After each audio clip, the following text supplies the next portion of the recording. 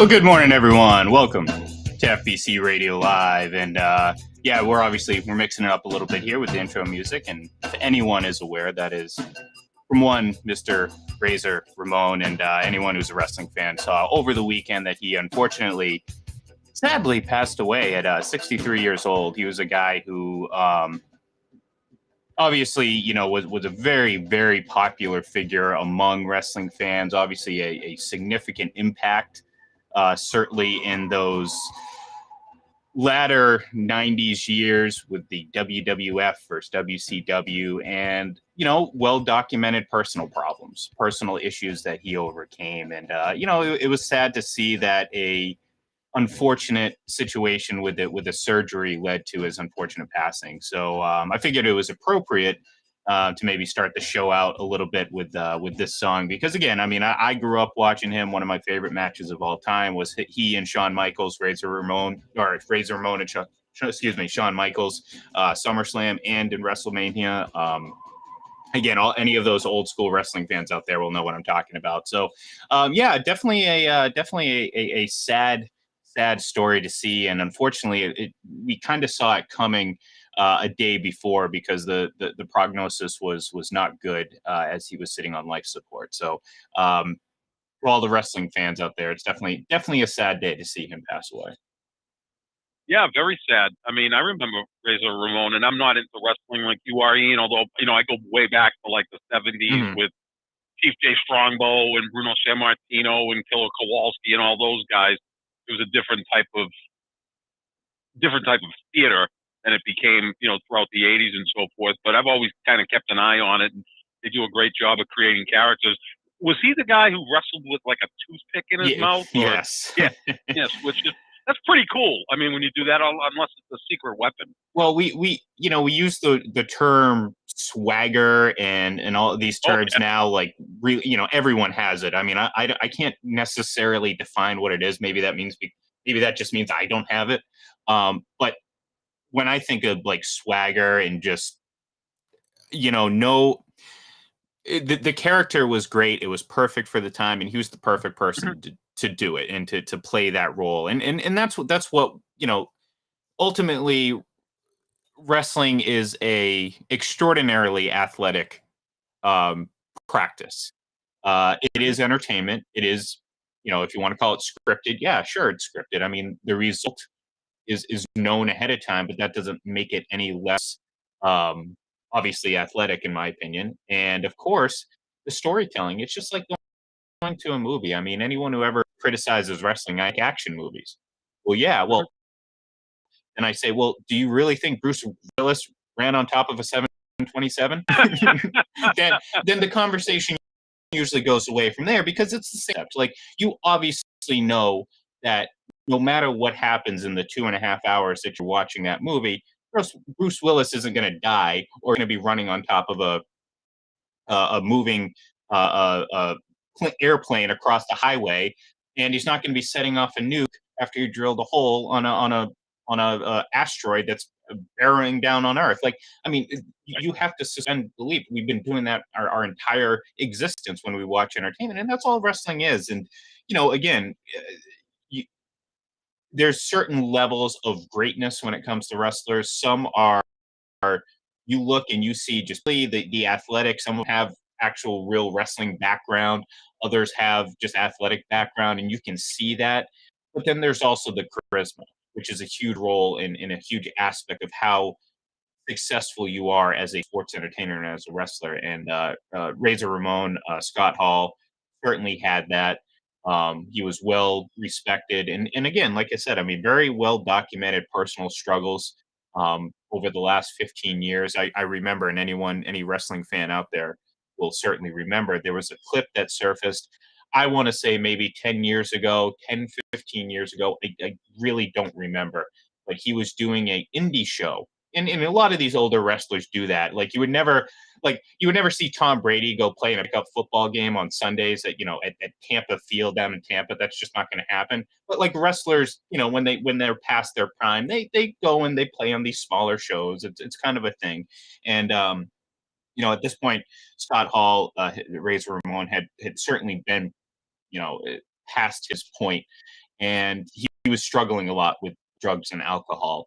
And he got in the ring and he could barely stand, and it looked like he was going to die right then and there. And it's incredible to see that he was able to pull himself out of that to the point where like he was in the more recent history was able to get back on WWE television for certain spots and different things like that. So yeah, definitely sad, and definitely one of those, just another, unfortunately, another relatively young wrestler passes away. Just this time it wasn't, the traditional heart attack, steroid abuse. It was, he unfortunately had a bad situation with the surgery, and I guess we'll find out more details about it, um, in the coming weeks. But not a great way to get the weekend going, or the week No, going no. rather. Yeah, I mean, 63 years old is far too young, and someone who obviously kept in great shape. I mean, he was a big guy, right? I mean, he was probably about 6'4", Well, I about mean, he was a 270. big guy, but like I said, I mean, the last 15 years or so, I mean, he was obviously, you could see the toll that, his own personal demons took Yeah, on him. yeah, Um, exactly. he looked a lot older than 63. I'll say that.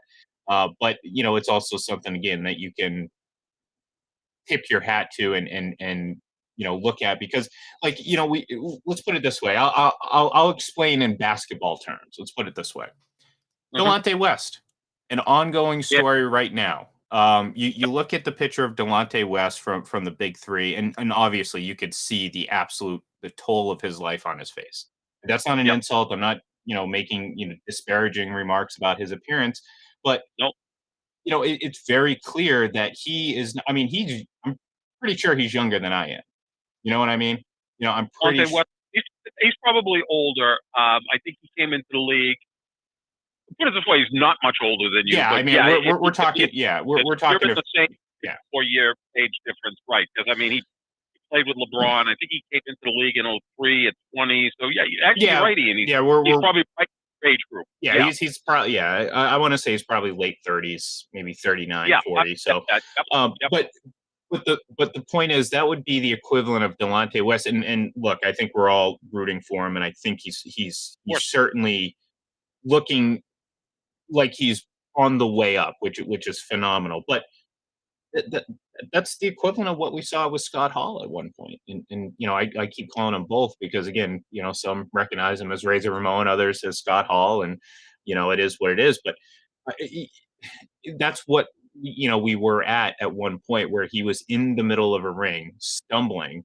Looking obviously completely effed up on whatever it was he was, and at the time he was slurring his words. He looked like, he seemed like he was drunk.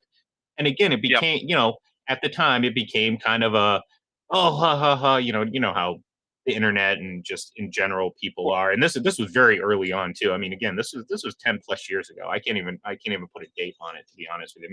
Maybe Joel knows, or someone who's listening knows, but yeah, he turned himself around. He got himself back, to be able to live the rest of his life. And unfortunately, it ended a little bit too soon. So, Do you know what this was for, or was that disclosed?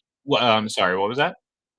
Do you know what the surgery was for? Was it I disclosed? think they said it was a hip surgery. Huh. Yeah. So again, I mean, I'm sure we're gonna find out more, obviously, in the coming weeks, exactly what happened. But look, I mean, sometimes we're desensitized to surgery. I mean, certainly, I mean, we as sports fans, I mean, when you hear someone has surgery, you don't think twice about it. But every surgery, there comes a risk. I mean, there's a Sure. reason. There's a reason why you always sign waivers. There's a reason why there's all that paperwork. I mean, again, we don't think about it. We don't think about the details. But the reality is, yeah, there's some risk involved when it comes to surgeries and stuff like that. Now, it's relatively low. I mean, you're not talking about a high percentage of situations, but in this particular case, that seems to be what happened. And yeah, so Bill said it was a hip surgical Yeah. procedure. So, Yeah. I mean, uh, I'm the guy that had went to cardiac arrest for a period of time at the dentist. They were yeah, trying to well, pull yeah, us. exactly. So That, you it's know like, better. Yeah, you know better oh, than yeah, anyone that. Yeah, these these generally normal procedures aren't always that. So, I thought I thought it was going to be something out of the Three Stooges where they pulled my tooth and with pliers, and I'd be walking out the door in 20 minutes. yeah.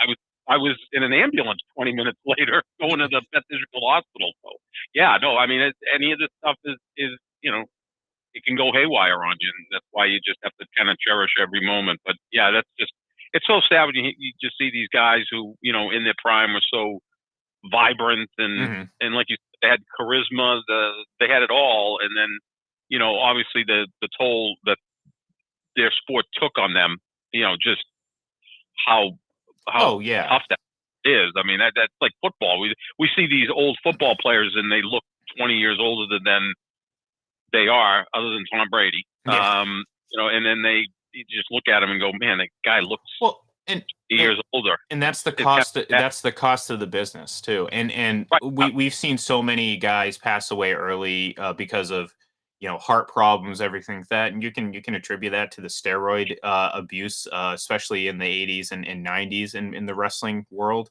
Obviously, I would think it's better now, or a little bit more controlled, a little bit more not as reckless, but you know. Uh, in this case, indirectly the life of being a professional wrestler, where I mean you are on the road, not home, on the road, like over 300 days a year. That's absurd. And you're doing and this doesn't even count the time spent like paying your dues in the indie world. I mean, where it's Mhm. like, I had friends that were driving to 10 hours to like Delaware to compete for 20 bucks in a match. But it's like that's what they did. These guys, especially back in the day, they'd sleep in their car. I mean, anyone who knows Mick Foley's story knows like he spent a lot of time sleeping in cars and just scrapping by just to make it in this business. And when it's like, you have these guys that are successful that are expected to perform every night, and these top shows are, and you're top billing at the peak of the WWF WCW battle. I mean, yeah, guess what? These guys were abusing drugs, they were abusing alcohol, they were abusing steroids. Um, some of it was to cope with just the absolute amount of pressure that was on them, performing again, as Joel says, double shows two times a day just to, fly across country to do it again the next day. And it's just like over and over and over again. And guess what? It takes a toll on you. But it's sad to see that this incident seemed to have been an unfortunate just occurrence in a surgery. So, all right, we are gonna. Well, excuse me. My voice is cracking a little bit, getting a little bit high pitched. I do want to shift a little bit, and I'm gonna change the mood because normally it's March 16th, John, which obviously is the official start of NFL free agency. Um, the last 2 days have been, since we've been off the air on Monday, have been absolutely out of control. So I felt like it was appropriate on 316 that we talk about what we've seen over the last couple of days, and we do it with yet another introduction via wrestling theme song. So that is not it because I just screwed it up. It's okay. That was the old one. There we go. Happy 316 day. All right. This is obviously going to set the tone for what we're about to talk about here. What happened the last few days in NFL free agency, and I'm keeping the wrestling theme going because, again, it is Austin 316 Day, and prior years on this show we've always celebrated it. But John, I mean, we knew this was going to be a pretty wild and hectic start to free agency, quote unquote, and I say start because, well, technically it starts at 4 o'clock today, but we all knew that Monday it was going to just go off the hooks. And I'll ask you this: what was your favorite? Or you know what? No, I'll frame it this way because I think we might have the same answer on this one. What team improved the most? Well, I think the team that improved the most was arguably the worst team last year was Jacksonville. They Mm, added a lot of talent. I think they overpaid for that talent that they added, including Christian Kirk, who signed 4 years, yeah, $80 million yeah, 18 for a million guy a year who for yeah. at best is a number two receiver or a really high level number three. I mean, obviously, we also heard that Devontae Adams is not going to play for the franchise tag, and Devontae Adams is right there with Cooper Kupp as the two best receivers in football. I don't think he should play for the franchise tag because Christian Kirk right now has a much more secure Oh, deal than Devontae Adams has. Jacksonville's just threw everything out of whack with that deal. Now, to be fair, again, maybe they see something in him. I mean, we saw the Patriots make a deal for Wes Welker, and no one knew Right. who the hell Wes Welker was. Next thing you know, the guy's catching over 120 passes every season. So Mhm. maybe that's the Who was situation. that quarterback throwing? True, but are you going to tell me that Trevor Lawrence isn't in my opinion, a massive upgrade over Kyler Murray? Really? I I think think so. Yeah. eventually he Look, could be. I mean, I and Doug Peterson is probably an upgrade over Cliff Kingsbury. Mr. Hanson, I Cliff Kingsbury. look. So I'm not. yeah, I you could be right. I think like look, I there's a lot of things I don't like about Kyler Murray. I don't like his attitude. I don't, Mhm. I question his long-term sustainability in this league. And look, we've seen a lot of that stuff, like the taking, doing this back and forth with the Cardinals, kind of the attitude stuff. I mean, that's a problem, John. I know people are like, oh, you just no. We've seen it. We've seen it play out. We've seen it in interactions like that exist. And right now, I'm sitting here thinking like, yeah, Trevor Lawrence. Again, the stat sheet doesn't do him much justice. I mean, at the end of the year, he certainly accumulated some decent numbers, but the guy was, first of all, handcuffed, maybe double handcuffed with Urban Meyer to start his career, and that team was just so void of talent across the board, outside of maybe like DJ Chark.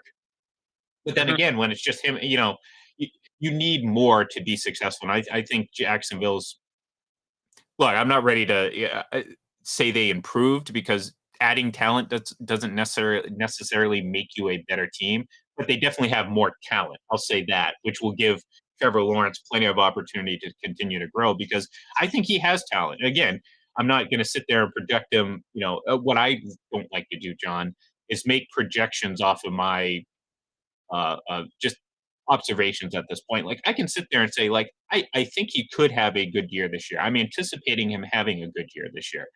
I'm not about to sit here and say, oh, Trevor Lawrence is one of the top 5 quarterbacks in the league this year. No, I don't know that yet, but he's certainly going to Right. have an opportunity to prove that.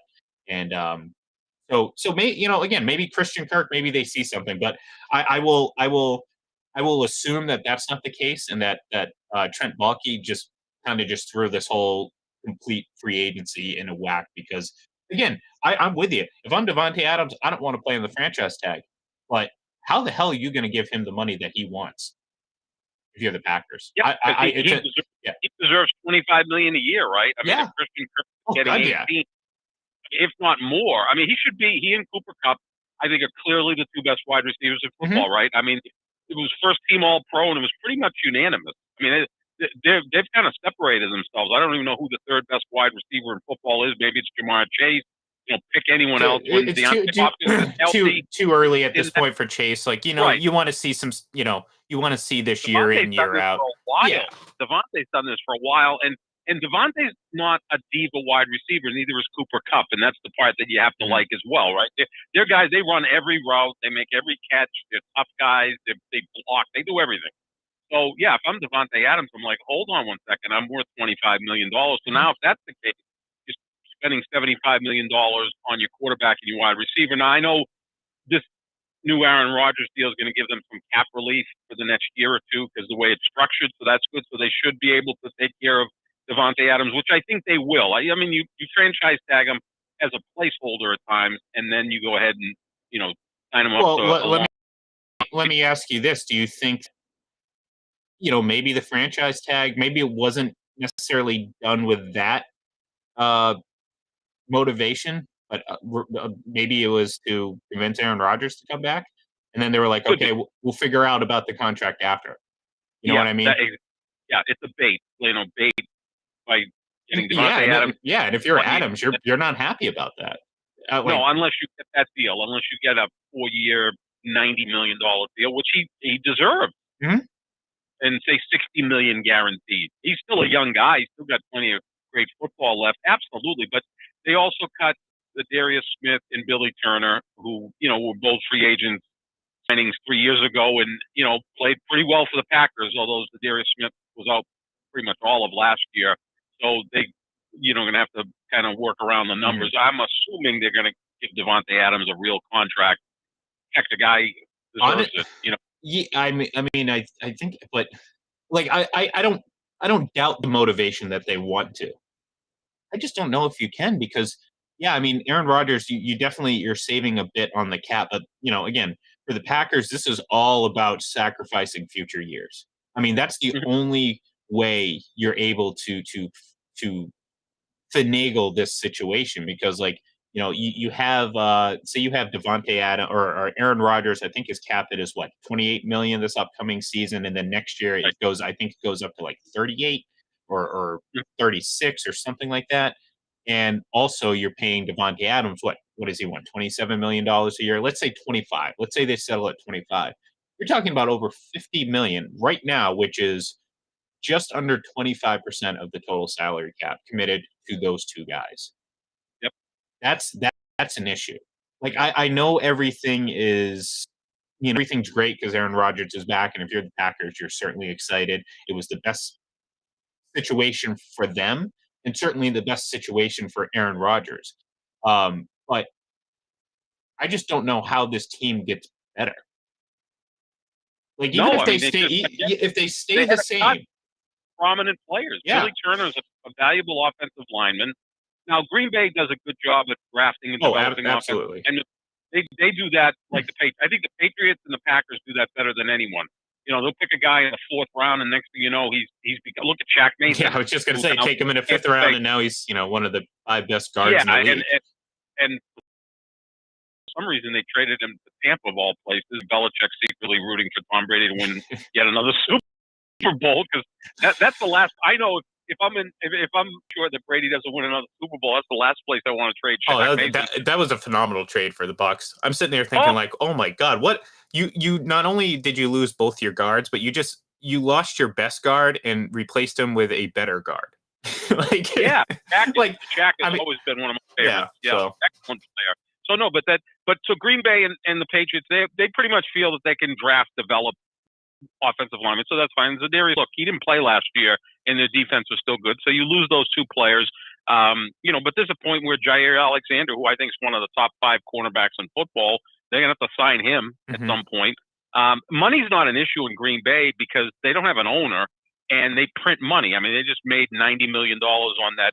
Yeah, but like I said, there are. I mean, the folks out there that believe that the cap is non-existent also believe that the Saints are currently a great team right now. I mean, if you think that the cap is crap, then you somehow believe that the Saints, who are it's the starter for it, they don't have a quarterback and are still 15 million under the cap.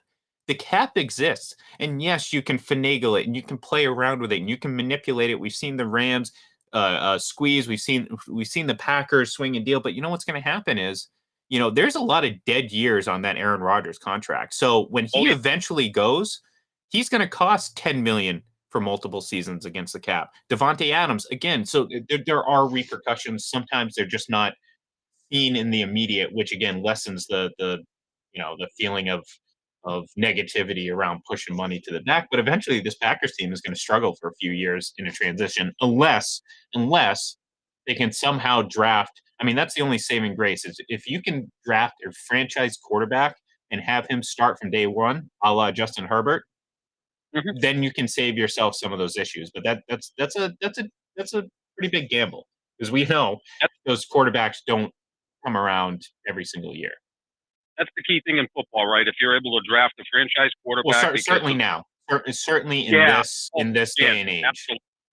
This is how the Chargers are able to go out and sign J.C. Jackson, trade for Khalil Mack, and I don't even think they're done. The rumors out there that Stephon Gilmore could be joining the Chargers. I mean, it'd be like the Patriots defense. Well, I was going to say the Chargers to me were probably the team that improved the most because I know.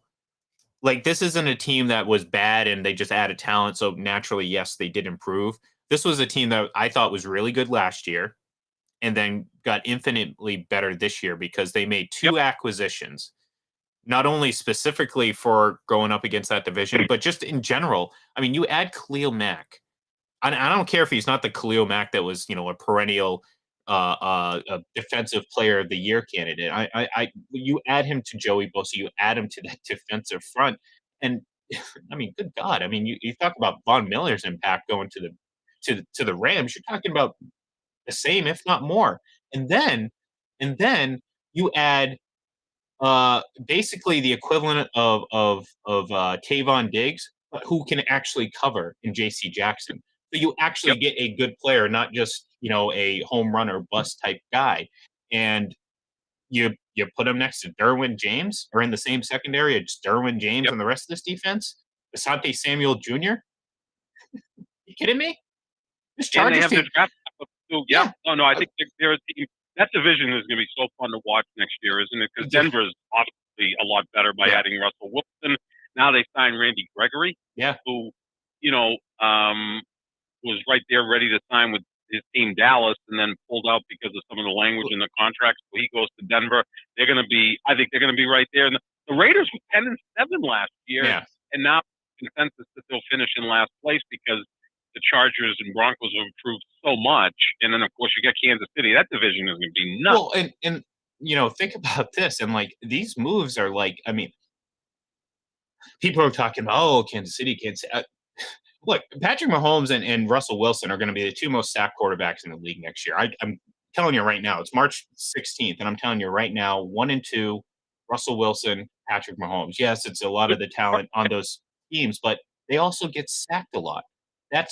That's their Achilles heel as quarterbacks, or one of them at least, is they just get sacked. And again, I'm looking at this, I'm like, oh my God, this is gonna be crazy. And I'll say this too, John. Patrick Mahomes is not going to have the interception luck that he's had over the last couple of years. He's going to get picked off if he does not. Now, I'll give him credit over the course of the second half of the regular season. He played better. I felt he played more in control. It wasn't, boom or bust with him. However, again, you go back to some of the playoff games, and you're like, well, we'll see what happens long term. Because again, that is concerning that once again during a high pressure situation, he did not perform. And that's certainly concerning. But now again, like I said, you're playing the Chargers twice a year that, gave them troubles to begin with. And now you're throwing into a secondary, like I said, it has Derwin James, it has Asante Samuel Jr., and now just has arguably one of the 3-4 best cornerbacks in the league, and one who is very, very instinctual and has the ability to turn the ball over. So that's going to be a tough division, and I think you're going to see maybe some not as rosy numbers from some of those quarterbacks going against these defenses. Yeah, and then you look at Denver. Patrick Surtain is an Yeah. outstanding young, right? And then you add I mean, geez, let's go Randy back to Gregory. 2005, and there you go. We're talking about their fathers being the same. Exactly. you Yeah. know? That's pretty good. Just draft the kids after a while. And the Raiders again. Max Crosby's an elite pass rusher. Yeah. So that division is loaded with quarterbacks, pass rushers, cornerbacks, and playmakers. And you know what? That's how you build your football team in the NFL in 2022. Interior linemen. That's nice, but it's about playmakers, and that's why the salaries of cornerbacks, wide receivers, pass rushers, quarterbacks, and pretty much the only linemen that are getting huge amounts of money are left tackles, Yeah. or to a lesser degree right tackles, and that's how you build your team, and that's why the Patriots feel they can move on from Shaq Mason rather than paying him $7 or $8 million a year. They've got depth there. They'll draft someone in the third round, and they'll develop him. He'll be a fine player. Oh, look, Shaq Mason was a 5th-round pick. And exactly. This isn't a blind allegiance, and I've seen that because my response to yesterday's outrage was, I'm willing to wait longer than 5 minutes on March 15th to wonder if the team has a plan, because we go through this every single year. If you're a Patriots fan, you see this on Twitter. Like last year they made moves, and it was a desperation ploy. This year they're not making moves, and they're like, what the hell are they doing? Well, what is it? What do you want? And in this case, it's like, okay, it's March 15th. Like, it's 6 months between now and the first NFL game. Like, to me, I'm not sitting here saying, oh, and Bill, we trust. I believe they're going to get it right. They may not. I don't know. All I'm saying is I'm not going to sit here and pretend the offseason is over before the official start of free agency. Like we do this every single year. And we scratch our head. Oh, what is Bill doing? Well, yes, I am going to defer to what he's done because he has a very long history of being successful. But I'm also not sitting here saying that, like, oh, they obviously have a perfect plan. No, but there are options, John. Like, I mean, how many times have we seen, oh, how are we ever going to replace player A? And the only player that's the big issue is Tom Brady. And well, it's Tom Brady. So, of course you're going to have Yeah. trouble replacing him You because he's will never unreplaceable. replace him. Yeah, you Yeah. try to find someone who's pretty darn good. But yeah, I mean, good luck with that one. That's a unicorn that you're Yeah. trying to replace. So that's impossible. But yeah, we'll see what happens too. I mean, I'm surprised that Allen Robinson hasn't signed anywhere because he was considered the number one wide receiver. But he's probably laughing at this point, saying Christian Kirk, 4 years, $18 million a year. I'm better than that guy. So he's going to get 20 million a year, right? Don't you think? Yeah, I would think so. I mean, to be honest, I'll tell you what, I love the signing of Russell Gage for the Buccaneers. That kind of came out of left field, and I saw that and I was like, wow, that is nice really good. That's a guy that was essentially the Falcons' number one receiver last year, and at best, you're asking him to play as maybe the third option among the receivers, not including, again, I think we can all assume that eventually you're going to hear Rob Gronkowski get re-signed, and I'm assuming he's going to be on this team next year, on the Bucs next year. But now all of a sudden you have Mike Evans, Chris Godwin, healthy Chris Godwin. You would assume he's going to come back healthy, or at least at a pretty. I'll take a 75% Chris Godwin. Let me tell you that much. As long as he can catch the ball. Even if he comes back in October, I mean, his knee injury was late in the season, but yeah, let's for argument's sake, he comes back in October and he's a hell of a player at that point. Yeah, and all of a sudden you have Russell Gage, you have Cyril Grayson, who again was really starting to come along there late in the season and work with Tom and everything like that. And I'm assuming they're going to go out and bring back Leonard Fournette. Again, this is a team that will have no problems. Like, I'll be curious, John. I wonder if Tom Brady would sign an extension, and not in a I'm going to play 2 more years, but in a like he's done before, a help the cap out, kind of like what Aaron Rodgers did. Like he signs a quote unquote 4-year deal. I don't think anyone believes he's going to play the 4 years, but I don't think he can play the 4 years. I don't know. I don't think so.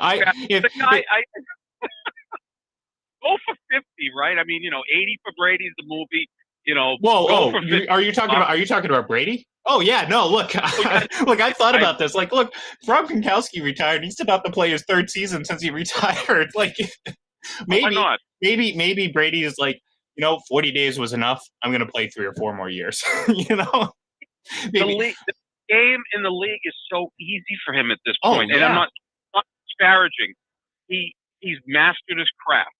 He's in phenomenal shape. The game is built for quarterbacks to excel. I mean, it's like, why not? I mean, heck, LeBron James is leading the league in scoring right now in his 19th year. I mean, when you're that level of player and you keep yourself in shape, it's like the level of play doesn't go down. I think maybe you get bored of it. Well, those 2 guys aren't bored with it. Well, Michael Irving brought up I'm 99% sure it was him who said this, and correct me if I'm wrong, but like the reason guys retire, and leave the sport that they love are for 2 reasons. One is obviously ability, and you can sit there and he was equating it to being sitting at home and not having football activities.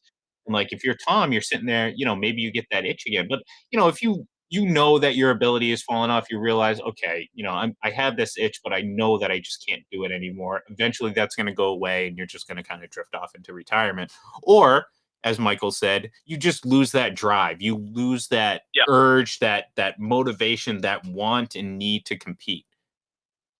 And neither of that has happened to Tom. Clearly, his ability has not fallen off. So his retirement was about, well, does he not want to do this anymore? And I don't think any of us believed the second he announced his retirement that he didn't want to do this. So, okay. eventually he's going to want to come back. So maybe he does realize, maybe he does go out there and it's like, you know what?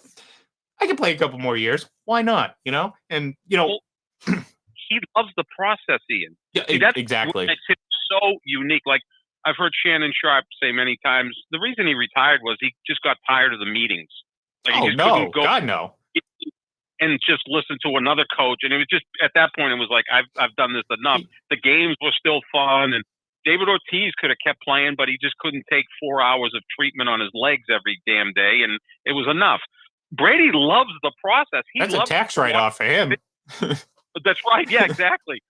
He likes the process. He likes looking at film. He likes, I'm 100% sure right now that he's gathering the guys together to go work out and throw the football. Well, think about this. Like he's an obsessed film director who wants to take 98. Let's do it again. His retirement encompassed essentially the only time in the calendar in a football player's life that there's nothing going on. Like he could have taken the old guy route and announced it like in the middle of the summer to miss OTAs and some of those camps and meetings, and that would be like, okay, we've seen a lot. Brett Favre used to do that. I mean, he was notorious. He was like, I don't want to go to camp. I'm just going to show up in my Wranglers and play. And Brady, again, this is like the guy who asked the girl out the day before Valentine's Day. It's like you could have waited 2 days, saved yourself a whole bunch of money, but yet he did it anyways. And here we are.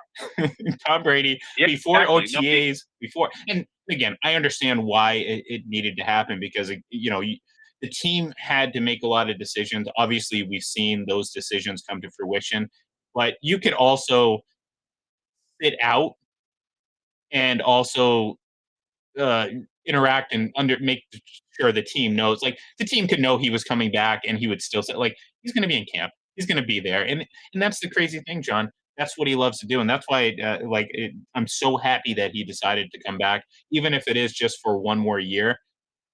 You know what I mean? I'm glad that he didn't walk away too soon because I think it would have been way too soon for him. And hey, now we get to see him play again, and they've added Shaq Mason, which is great. They've added a really nice wide receiver. I would anticipate Rob Gronkowski will be back in the fold. And I'll say this, John. It's very curious to me that Tyrann Mathieu has yet to sign with a team. And this team just lost Jordan Whitehead, one of their starting safeties. Surprisingly, they brought back Carlton Davis. I thought he was, even with Brady returning, was probably destined to leave because, this is a talented player who's likely going to get paid. Well, he's back. To me, it's right in Tyrann Mathieu's wheelhouse to choose a team with obviously a very great opportunity to win a Super Bowl, but one that would give him a potential opportunity to beat his old team and compete. And obviously they would play this season in the regular season. And, the likelihood of them playing in the Super Bowl isn't that low. It could happen. So, and he played for Bruce Arians in Arizona. Yes, from what I understand, had a phenomenal relationship with them. Loved each other. And he's one of his Arians' favorite players, and Tyrann Mathieu said so many times that he loved Bruce Arians. So yeah, that does make sense. I mean, and a guy like Tyrann Mathieu has been in the league 10 years, has won a Super Bowl. They're only going to places at this point where they think they have a real chance to win a Super Bowl. They're not going to show up. And he was one of the biggest leaders in the Chiefs locker room, and you can add. Never going to say the equivalent of Brady, but a very comparable player on the other side when it comes to leadership and motivation. Look, they still have to, and Ndamukong Suh is a free agent, and he's kind of that guy in that defense right now. He's that leader. So I think they're going to work on trying to bring him back. I'm sure he, at this point, he's made plenty of money and all that. So who knows what's going to happen with him. But you had Tyrann Mathieu to this secondary and to this defense and this team in general. And oh boy, what a difference just 3 or 4 days makes. If you're a Bucks fan, like you were what's his face? I don't know the actor, but from the Narcos, sitting on the bench by yourself, like just looking at the dirt. I mean, that's what you were 3 days ago. Now you're, ordering, season tickets, and you're preparing for a trip to where's the Super Bowl this year? Arizona. Arizona. There you go. Well, Brady, Arizona. You know what? I'm not ready to relive that Super Bowl 42 moment. We will not Look, discuss that. he But also won a Super Bowl in I Arizona, know, right? yeah, the Super Bowl 49, but still, it still brings back This is bad the memories. only guy. This is the only guy that could appear in Arizona for a third Super Bowl. Yeah. Like, Well, I it's just like, and they rotate the Super Bowls like every 5 years. yeah, Every it's hey, it's absurd. Arizona. It's like, here's the third time he's Yeah. playing in Arizona. Oh man. I just find all that stuff like Oh, it's laughable. I'm right there It's with you. almost yeah. I mean, and look, we go back and forth, and a lot of it's playful. I've never ever not said that the guy is the greatest football player ever, greatest quarterback ever. He's right there, with whoever that you want to throw in for baseball, basketball, hockey. He's in that discussion, and yeah, I've said he may be at the top of the list only because of the longevity and the 7 titles and all that stuff. It almost gets to the point where it's funny. It It really is. is. It's It is. funny. It almost seems like you couldn't make this stuff up, Well, it's like and yet, yeah, it's like when like that game against the Jets where it's like, yeah, they're down, but obviously he's coming. It's like, what was funny? It's like, what we thought was his last game. Thank God it wasn't. They're down 27-3, and people are joking yeah, that like, oh, this is right where they want him. And the funny part about it was because it was true. Like, I mean, I understand that they didn't win. They lost the game, and fortunately, we don't have enough time to talk about the other ridiculous overtime proposals that came out this morning. That again, I will very emphatically pass on. We'll talk about that more on Friday.